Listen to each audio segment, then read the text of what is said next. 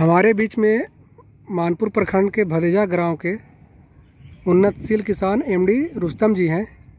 हम इनसे जानना चाहेंगे कि पपीते की खेती कैसे करते हैं, साथ में अंतर्वर्ती फसल के रूप में मिर्च की फसल कैसे करते हैं, इसके बारे में जानकारी देंगे। बोलिए रुस्तम जी।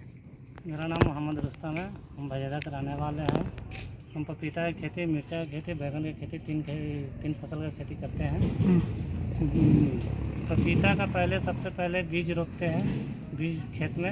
उसके बाद नर्सरी तैयार करने के बाद 15 दिन में उसका जर्मिनेशन होता है। 3 इंच का होने के बाद फिर जाकर खेत में रोपते हैं, तो 1 महीना लग जाता है। 1 महीना में फिर उसके बाद खेत में ले जाने के बाद रोपने के बाद फिर 15 दिन के बाद खाद दवा स्प्रे करते हैं। और फिर उसके बाद थोड़ा गोबर भी दे देते हैं कि और एक वाइट फ्लाई होता है, वो वाइट फ्लाई से बहुत ज़्यादा खतरा होता है। वाइट फ्लाई है जो उसका रस चूसा कीड़ा है, उसको पहले मारते हैं, उसको दवा के जरिए वो चला जाता है।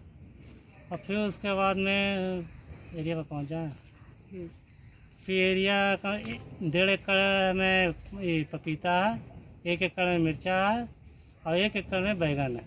यही तीनों फसल का खेती है। फिर उसके बाद में जब हम रोपते हैं पपीता, तो उसका बेनिफिट है कम से कम तो 8 महीना 10 महीना में तैयारी होता है।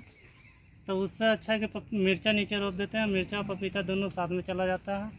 और मिर्चा से है कि कुछ कमाई हो जाता है, जो पपीता में लगाने के लिए आसानी पड़ता है।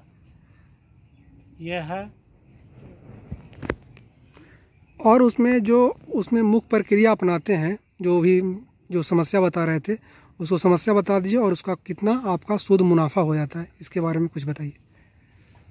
सबसे पहले तो मिर्चा से एक फ़ायदा होता है कि कम से कम जितना पूंजी लगता है पपीता में, वो मिर्चा हमारा रिकवर कर लेता है।